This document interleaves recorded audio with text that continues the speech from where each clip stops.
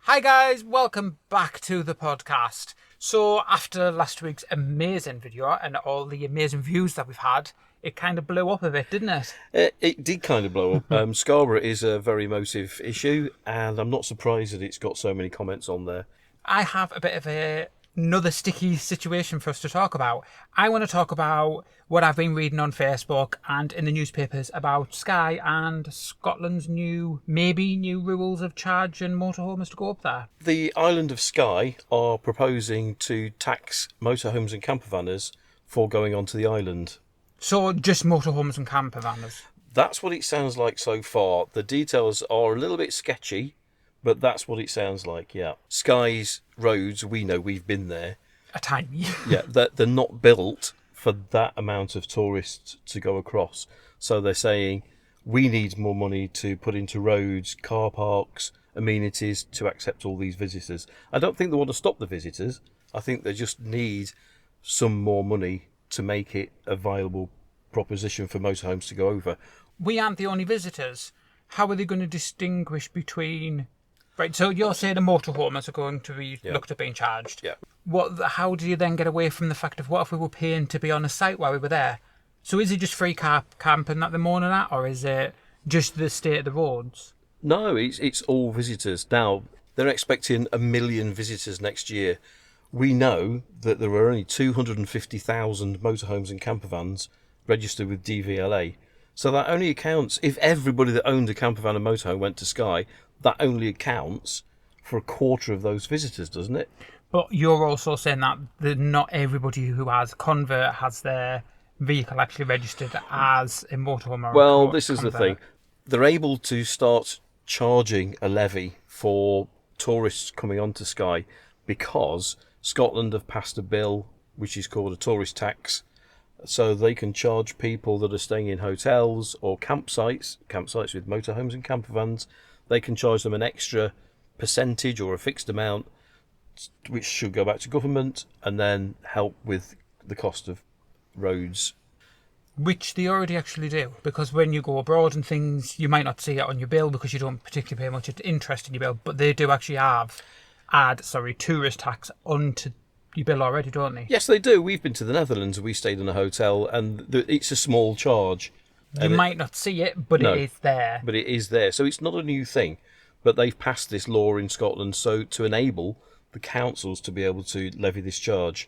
So the island of Skye have taken this on board. That's what they want to implement. They want this extra cash to help with their roads and parking. So how are they going to implement this then? The way that they think that they're going to do it is by on the bridge that goes over to Skye. There's only two ways of getting on Skye. Ferry or bridge, yeah. So ferry's easy. If a motorhome is going on the ferry, they can levy that charge within that ticket price.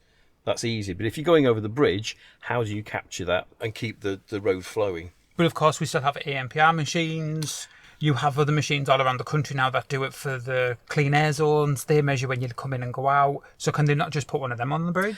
Yeah, they're proposing an AMPR, so they'll capture your registration plate. My worry is that if they're looking at motorhomes and campervans, motorhomes are easy. They're all coach-built motorhomes are registered with DVLA as a motor caravan. You check on your V5, it'll say body type motor caravan. I've checked with one of our friends this morning who's got a campervan, a new one, and that's the same for them as well. So campervans come under the same body type of motor caravan. Problem here is the converts, because they're still registered as a van, as a light goods van. So unless they're going to charge everybody going across the bridge, how do they catch those that aren't registered as motor caravans? It should almost be a toll bridge rather than... You could use the AMPR technology. We've seen it in Liverpool. We went over a bridge in Liverpool. It captures your number. You go on their app, and then you pay it, and job done. So, and that's a toll bridge. Wouldn't it be better, instead of just targeting motorhomes and some campervans, to make it a toll bridge? So any visitors going across, whether it's in your car, van, campervan. It captures everybody. The technology's there. DVLA, your vehicle is registered to a postcode. Can they not do it by maybe postcode? So if you already live on Skye, Skye obviously only has so many people that live there. They must be able to know if your vehicle's registered as being on a property in Skye, or whether your home address is obviously going to say Skye. Then can that not be a sort of way of them doing it? If you're on Skye, then you don't pay it. Shouldn't there be some sort of benefit for you paying for going across? The benefit is that the roads aren't going to crumble away, so you can actually go across and enjoy the island. But being devil's advocate here, shouldn't they be doing that already? Because we aren't the only ones that are travelling across. You have goods vehicles, you have people who drive in cars and sleep in cars. Are they going to start charging them? Because technically they're visitors as well. Just because we're in a bigger vehicle, well, they're targeting us. This is why I say a toll on the bridge rather than just targeting motor caravans would be better, because then they capture everybody that's going across. That surely would be a better way of going about it. Have they discussed how much are they going to be charging us? I think they're in the first stages of proposing this, so we don't know what the charge is going to be. So it's not going to be like the NC500 where they want to charge you £40.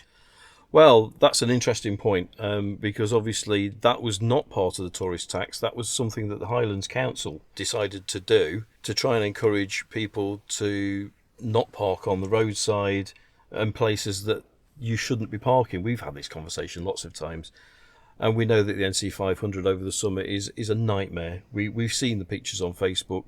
We've seen it all over the press. I do think that the press do exaggerate the problem a lot, particularly the Sun. They do, yes. We've seen their headlines where, every single resident on the NC500 is outraged at the amount of people. I don't think it's as bad as I do have to say, though, and I'll probably get into trouble for saying it, the problem I think with the NC500 is there is a lot of rentals. And I think these people who rent motorhomes, and they don't particularly know what they're doing. We've seen it firsthand. We nearly had an accident because we were nearly pushed out off Skye because by a rental person who didn't have a clue how to drive a motorhome. But they don't know that you're not meant to park there. They don't know about the etiquette of parking a motorhome. And I do think that is a major issue. Yeah. We know that there's no training involved. We said this in last week's podcast. There's no training involved as how you empty your toilets and where you should empty the toilets. We know by accident that you can't empty your waste, your grey waste, into an ordinary drain. But I don't just mean that. I mean also parking up on the night. We were a little bit confused by everybody saying that you can camp wherever you want. Laws in Scotland are a lot different for camping laws and this and the other. And we actually found out it isn't. It isn't as free loading as you would like to think it is. No, because the term wild camping in Scotland, as we found out again, doesn't apply to motor vehicles. Yes. It's only if you're in a tent. Yeah, footfall. So wild camping in Scotland isn't maybe what you think it is. No, it isn't. Not on a motorhome. It's certainly not for motorhomes. But I will say, I know this £40 was a donation. It wasn't a requirement. It wasn't you have to do it. It was a donated thing. Yeah. But they were giving you campsites. The council were allowing drivers to park in their car parks, so they're off the roads, off people's property, and then use leisure centres for washing and showering, which sounds good for £40, doesn't it? Is this £40 limited? Even if it's for a week or 2 weeks, that's cheaper than a campsite. From the 1st of July, when this pass came in, to the 24th of August, when there was a meeting held up in Scotland, have a guess how many people actually paid the £40? I can't imagine it's a lot. Because this was voluntary. As you said, this was a voluntary charge. I'll tell you how many. Personally, wait, mister. You're getting so excited there with your figures. I think if I'd have known when we were going up there, because it wasn't actually announced, was it? It wasn't even a thing when we went up to Scotland. No. I think if we'd have known it was, I think we would have paid it quite happily, knowing that we had places to park up, places to get washed. Because we struggled up in Scotland, didn't we, on some of the places? We paid for certain car parks. We paid for a couple of car parks. We did. There was Brora springs to mind. We stayed there twice, I think. But that was a donation. We made a donation into the box, didn't we? Yes, but we always make a donation. Not everybody is going to make a donation. This is the whole thing of the £40. And we knew that donation was going to the local community. It did. They had a little fairy garden. Well, it was like a walkway, wasn't it? It was like Yep. a fairy walkway, and they'd been planting flowers and keeping that area nice and pretty, which was what the money was going towards. So we were quite happy making that donation. It was a lovely little car park just off the side of the village. I think when you were paying them donations, then in your brain it kind of goes, well, wait, if I'm paying £5 a night in donation or whatever you decide to pay, maybe that £40, when you divvy it down over day, actually is worth the money. You're getting a parking space, which you haven't got to worry about where you are. You're using facilities like showers and cleaning. So I think that's good value. But just going back to, I'll tell you how many people bought this pass between the 1st of July and the 24th of August. 38. Was that 38. Oh, that's pitiful. That is pitiful. When the council, it's costing them £2 million to put this scheme into place.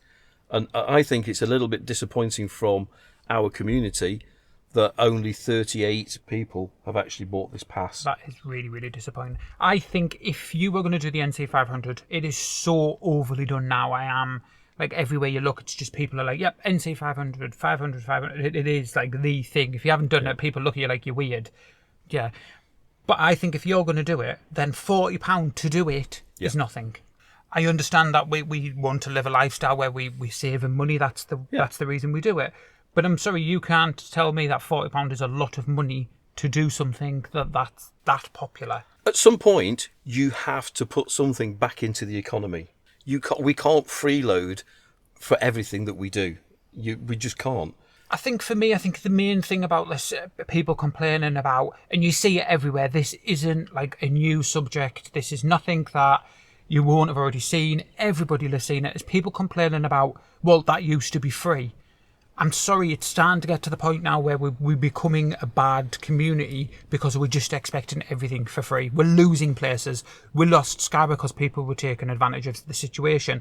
We're going to be losing other places because certain people in our community want it for nothing.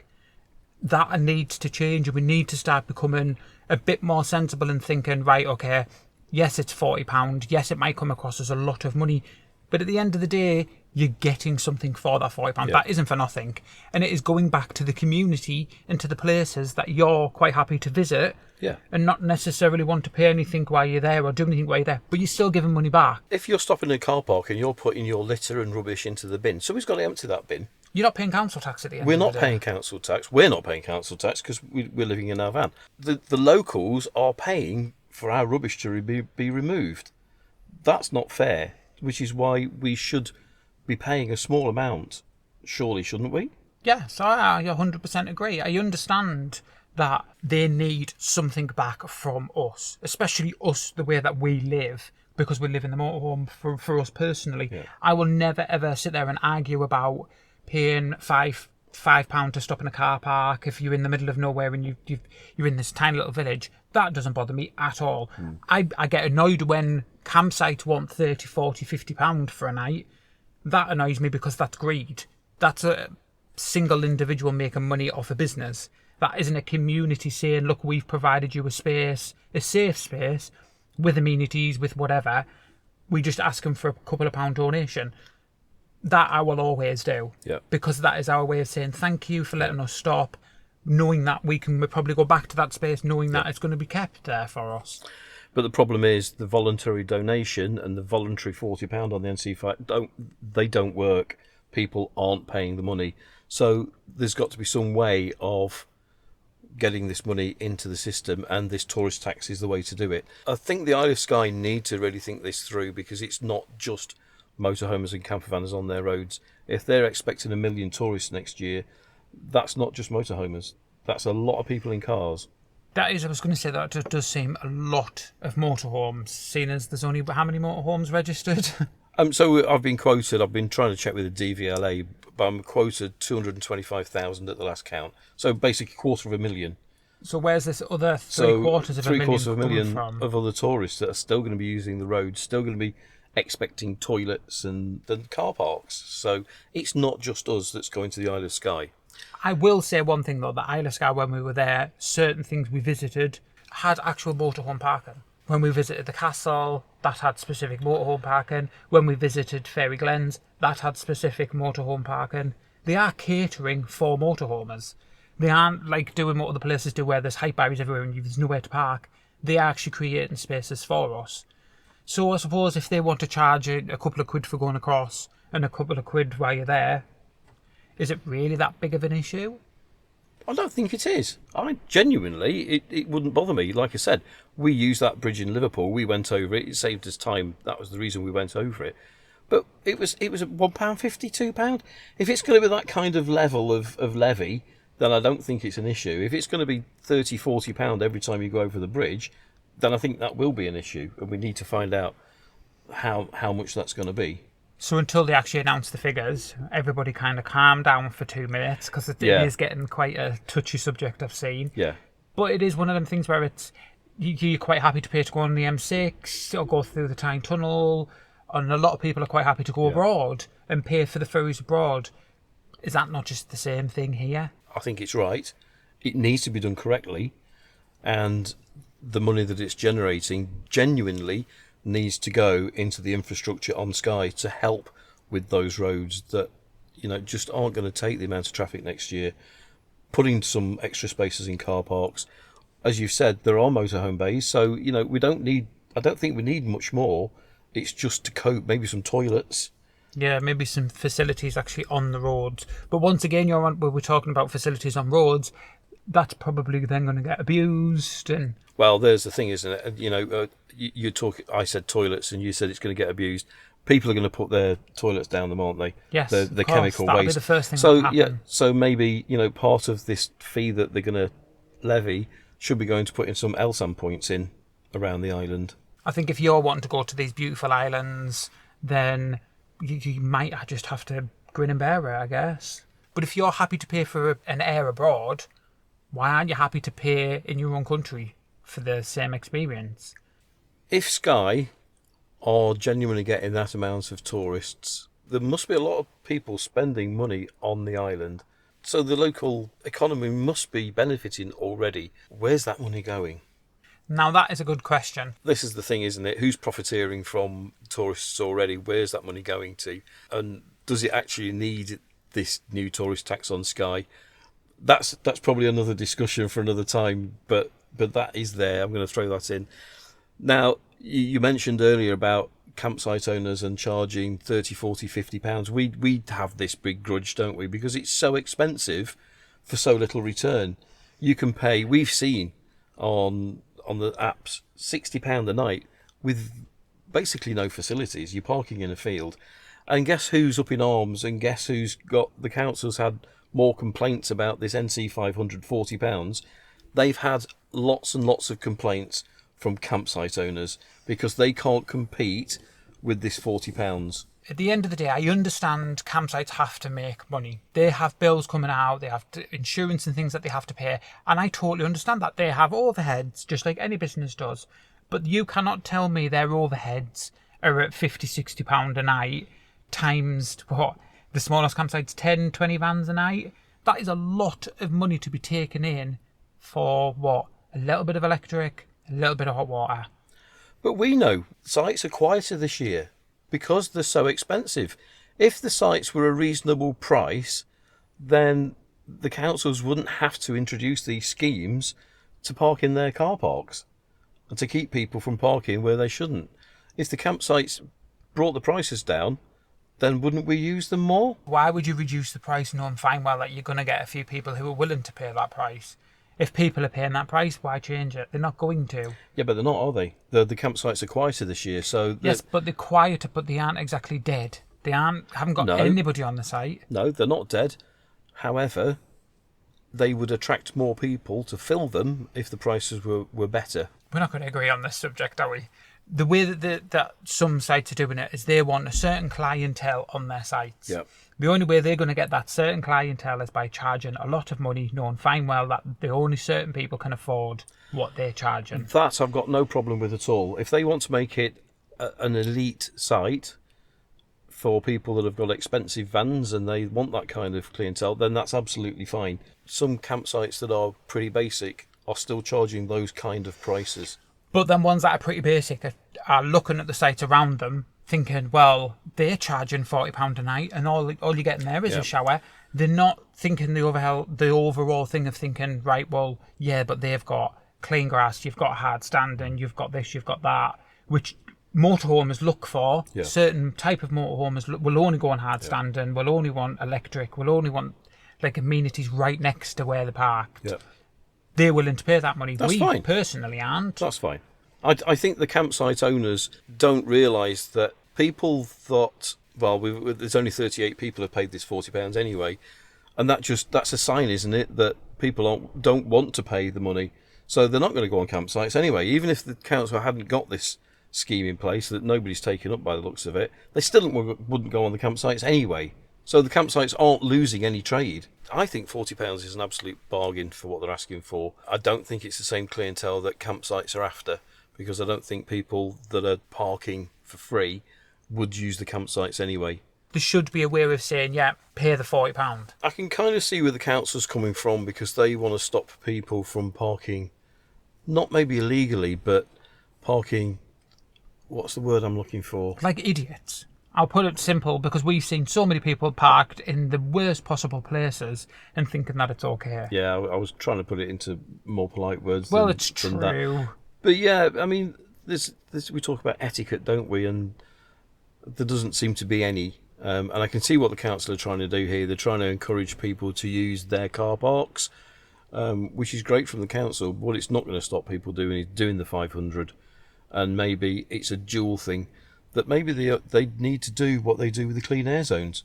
Put some AMP cameras in and clock up the people that are using those roads. And I do think as a community, because we are a community, we like to say we're a community, we need to start supporting local things. We need to start giving a bit of money back to these places that we are visiting, that we are staying for a very long time, because we aren't just doing it for one night. We stop there for a couple of weeks. We need to start putting some money back into them communities. Yeah, I totally agree. The council have gone that extra mile and put the scheme in place. Yeah, okay, not everybody agrees with it. You know, the campsites don't like it either. But at least they've done something. And our community, as you say, we should be supporting that council by paying the £40. If you're going to do the NC 500, you should be paying that. 38 people in 7 weeks is appalling. Is absolutely appalling. I'm shocked by that number. Because at the end of the day, we always see, as we keep seeing places being closed, we keep seeing these restrictions going in, height restrictions, car parks not welcoming us. We've got people who are actually saying, we'll build stuff for you, we will make sure that you can still do this route, but we're asking you to help us financially, and we're not happy about that. I don't understand the mindset of us quite happy to complain when we lose things, but we're not happy to help when people are. And it's a whole country. At the end of the day, it's the whole of Scotland is saying, right, yep, we're quite happy for you to still come here. We'll put your car parks in. We'll let you use the community showers. Because at the end of the day, how many people pay to go to the swimming pool just so you can use the showers?